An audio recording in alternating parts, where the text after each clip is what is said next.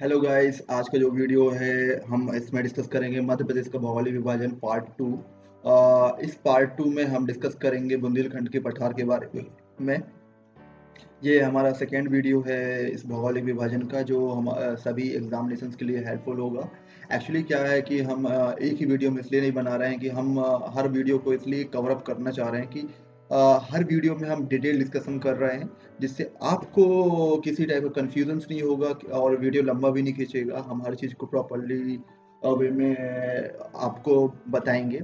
तो सबसे फर्स्ट में हम स्टार्ट करते हैं कि हमने देखा कि हमने मध्य उत्तर प्रदेश और सतपुड़ा मैकाल श्रेणी एंड पूरी पठार तथा बघेलखंड के पठार, हमने ये 3 भागों में मध्य प्रदेश को डिवाइड किया। अब हम इसको अगेन हम डिवाइड कर रहे हैं, तो हमने इसका फर्स्ट पार्ट जो है मध्य भारत का पठार, हमने वो कवर अप कर लिया है। अब हम आते हैं बुंदेलखंड के पठार के बारे में, उसके बारे में हम डीप में डिस्कस करेंगे।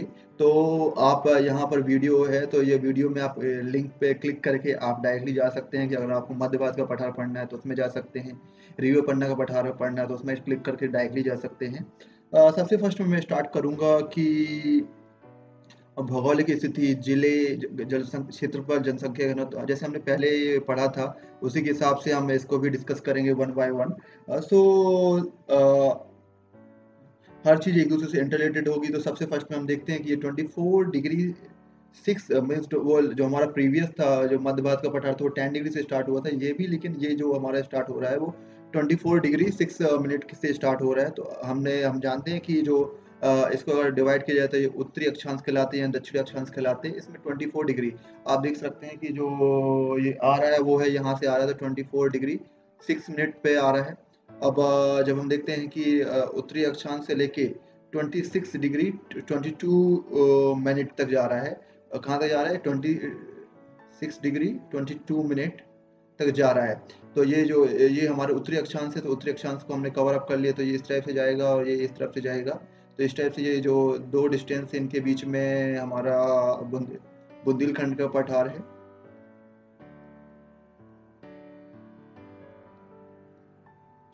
अब हम इसके आगे हम देखते हैं कि ये अभी एग्जैक्ट लोकेशन इससे नहीं मिलती जब तक हम देशांतर से इसको हम लिमिट नहीं करते। तो हमें देशांतर के लिए आपको देखते हैं कि देशांतर में जो ये वाली रेखाएं होती हैं, जो होती हैं वो देशांतर होती हैं। हमने देखते हैं कि पूर्वी देशांतर जो इसमें लोकेशन से लिखी हुई है वो क्या है कि 76 डिग्री 51 मिनट पूर्वी देशांतर। 76 डिग्री 76 यहाँ पर होगा। तो जो है 77 डिग्री 51 मिनट, 77 डिग्री 51 मिनट यहाँ से। एंड जो है 80 डिग्री 20 मिनट, 80 डिग्री 90 है, 80 होगा ये, 80 डिग्री 20 मिनट तक जाएगा ये पूर्वी देशांतर में। ओके, तो जो एग्जैक्ट लोकेशन से वो है 77 डिग्री 51 मिनट। एंड जो ये है 80 डिग्री 21 मिनट या 20 मिनट। ओके, यहाँ तक ये पूर्वी देशांतर, जो मतलब है ये इसके बीच में स्थित है। ये लोकेशन आ गई, तो ये इसके इसके और ये तो जो वाला एरिया होगा जो पूरे इसके बीच में ये स्थित है। अब हम भौगोलिक स्थिति के बारे में डिस्कस कर लिए हैं। तो अब हम आते हैं डिस्ट्रिक्ट, कितने डिस्ट्रिक्ट इसके अंदर है। बेसिकली ये मध्य प्रदेश के जो मध्य उत्तरी भाग में, मध्य उत्तरी भाग में अगर हम ये देखते हैं उत्तर, दक्षिण, पूर्व, पश्चिम, तो मध्य उत्तरी भाग में विस्तृत है। इस पठार के अंतर्गत जो मध्य उत्तरी भाग में स्थित है, इस पठार के अंतर्गत Chhatarpur, Tikamgarh, okay, Datia, this one, Shivpuri, okay, Gwalior, कुछ पार्ट भी है, डबरा, वो इस डबरा डबरा डबरा, ओके, भिंड, जो लाहौर एरिया है, ओके। तथा उत्तर के जालौन में झांसी, इधर पर झांसी जो है, वो जो झांसी, ललितपुर, बांधा, हमीरपुर जो उत्तर प्रदेश में है। तो इतने ये हैं। इस पठार का जो वो निर्माण हुआ है वो पिक कैब्रियन शाखाओं से हुआ है। इसको हम बेसिकली अगर देखें तो दो भागों में डिवाइड करते हैं इसको। पूर्वी खंड में जो है इसको दो खंड में डिवाइड कर सकते हैं हम। तो ये है पूर्वी खंड, ये पश्चिमी खंड, ये सॉरी पश्चिमी खंड, और ये है पूर्वी खंड। तो पूर्वी खंड में बेसिकली अगर देखा जाए तो टीकमगढ़, छतरपुर और इसके डिस्ट्रिक्ट आते हैं। और जो पश्चिमी खंड में अगर देखा जाए तो शिवपुरी,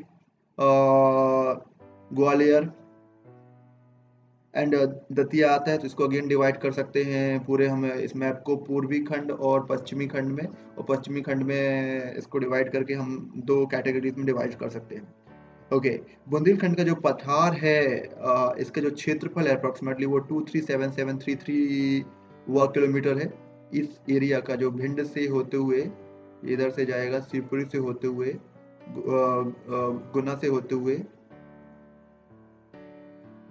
सॉरी ये यहाँ से होते हुए Chhatarpur, Tikamgarh, this one, okay, यहाँ तक आ जाता है। और ये पटना में नहीं जाता है, यहाँ से यहीं तक आ जाता है। जो इस एरिया का जो टोटल एरिया है वो 23,733 वर्ग किलोमीटर है। और जो 7.7% टोटल का है, तो हमारा ये वाला एरिया 10% था, ये 7.7% है। ओके, इसमें अगर हम देखते हैं जो खनिज और चट्टानों के बारे में अगर डिस्कस करते हैं, तो चट्टानें जो यहाँ की बनी हुई हैं वो प्राचीनतम कठोर आग्नेय चट्टानों से बनी हुई है, जिनमें ग्रेनाइट और नीस एंड सिस्ट पाया जाता है। अगर ग्रेनाइट और नीस से बनी हुई है तो इसमें क्या ग्रेनाइट जो है, इसमें जो इस ग्रेनाइट में जो सबसे इम्पोर्टेंट नेम का है वो लावा डाइक, इम्पोर्टेंट टाइप का ये ग्रेनाइट है। और जो इसमें नीस है, जो नीस बोला जाए तो नीस जो होता है वो है प्राचीनतम चट्टानें हैं। ये जो प्राचीनतम चट्टानों का एक टाइप है। ओके, अगर हम देखा जाए तो इसको हम ये भी बोल सकते हैं कि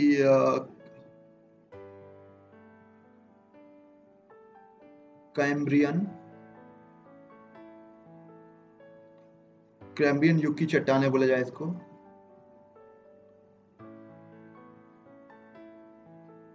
जो अपर्दित सतह का, ये पूरा एक अपर्दित सतह का उदाहरण है।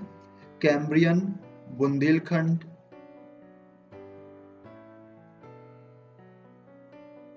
ग्रेनाइट और महारोनी फिस्ट, विजावर सीरीज,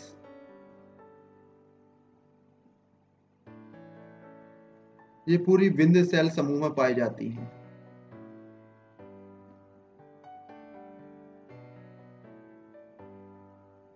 मीन्स ये पूरी एक विंध्य सेल समूह की चट्टानें हैं।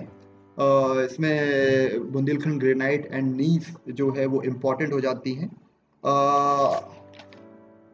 श्रेणी में हम आते हैं, अगर नदियों में आते तो नदियों में जो इम्पोर्टेंट नदियां हैं वो है बेतवा, सिंध, केन, धसान, पहुज जो है वो इस एरिया में अगर देखा जाए तो दीज ऑल लिमिट। तो धसान हो गया हमारा, एंड बेतवा हो गया, धसान होगा, जो ये हमारी ये यूपी उत्तर प्रदेश में जाके यमुना में मिल जाती हैं। तथा इसके अलावा सिंध और पहुज जो है, सिंध, पहुज और केन जो है वो भी इम्पोर्टेंट नदियां हैं। ये एग्रीकल्चर की दृष्टि से अब ये वाला एरिया जो देखा जाए हमारा, this one and this one,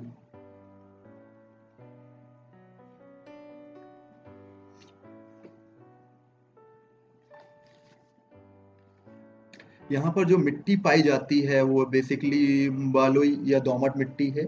मिट्टी, काली मिट्टी तथा लाल मिट्टी का मिश्रण भी है। तो यहाँ पर जो मिट्टी पाई जाती है वो बलुई मिट्टी है या काली मिट्टी तथा लाल मिट्टी का मिश्रण है। आप देख सकते हैं कि ये वाला एरिया जो है, इस एरिया में मिट्टी के बारे में डिस्कस करें तो ये मिट्टी जो है दिस वन आप यहाँ देख रहे हैं, तो ये इधर मीडियम ब्लैक सॉइल है, ऑलिव ऑयल है, ऑलिव एलाइवल सॉइल है, ओल्ड एलाइवल सॉइल है। एंड यहाँ पर हम आते हैं जो दिस वन, तो ये मिक्स्ड सॉइल है। जो मिक्स्ड सॉइल किसकी है, ये काली तथा लाल मिट्टी का मिक्स्ड सॉइल है। और इधर पर आते हैं जो dark black soil, light black soil है ये। And one more thing that कि ये मिक्स्ड सॉइल है। इसके ऊपर जाते हैं तो फाइन रेड सॉइल है। तो इधर पर जो मिट्टी पाई जाएगी वो है बलुई दोमट मिट्टी या काली मिट्टी तथा लाल मिट्टी का मिश्रण। अब इस टाइप की मिट्टी में जो फसलें होंगी वो क्या होगा कि कृषि की दृष्टि से इतना इम्पोर्टेंट एरिया नहीं है ये। एग्रीकल्चर की दृष्टि से इसमें इतना ज़्यादा कुछ नहीं है, लेकिन इसमें जो इम्पोर्टेंट फसल है वो ज्वार है।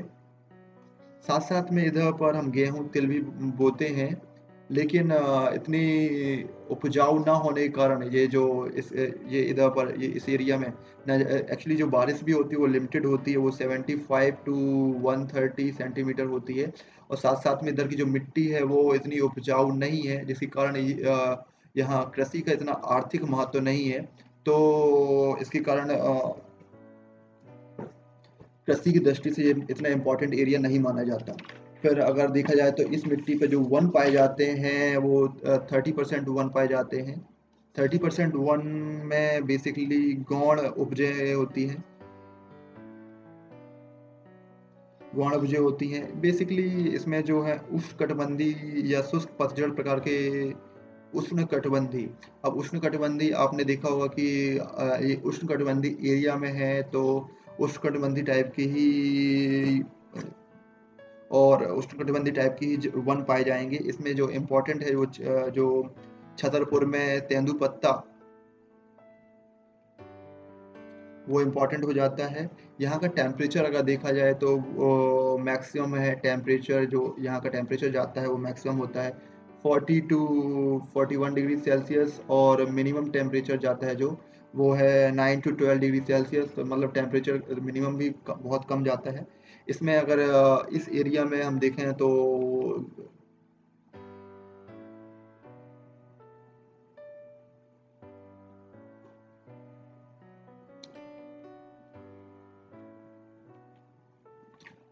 इस एरिया में अगर हम देखते हैं जब जाते हैं अगर हम यहाँ पर तो खजुराहो में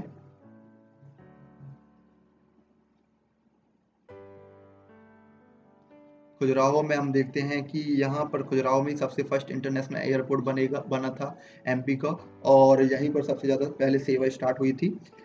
इसमें जो शैव वैष्णव जैन मंदिर है वो खजुराहो में पाए जाने वाले इम्पोर्टेंट मंदिरों में से एक है। ये खनिज की दृष्टि से ये एरिया पूरा पिछड़ा क्षेत्र है।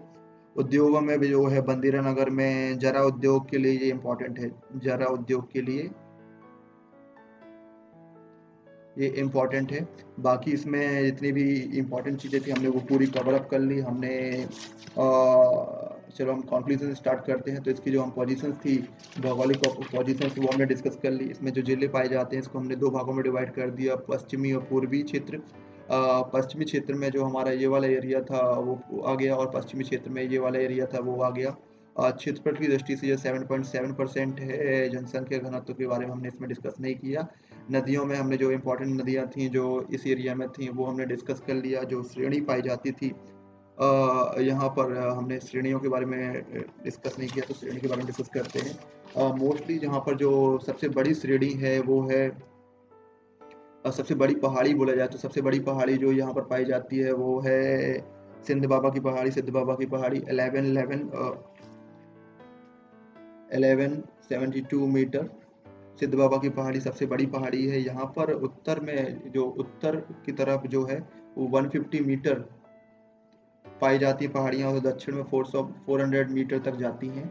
इनका ढाल इधर की जो पाई जाने वाली श्रेणियाँ हैं फॉर एग्जांपल पन्ना श्रेणी, बिजावर श्रेणी, नरहर स्कार्प, चंदेरी पाट से ये पूरा एरिया घिरा हुआ है। इनका जो ढाल है वो उत्तर की ओर है।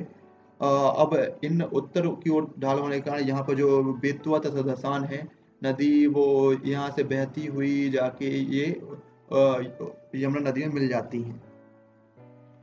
जलवायु देखा जाए तो ये भी थोड़ी सी गर्म एरिया है क्योंकि ये कर्क रेखा के पास में ही है। इसके कारण ये थोड़ी सा गर्म एरिया है। यहाँ पर जनजाति का निवास अब हमें आगे डिस्कस करेंगे। उद्योग में हमने देखा कि जो बंदीरा नगर में जरा उद्योग है वो उसके लिए फेमस है।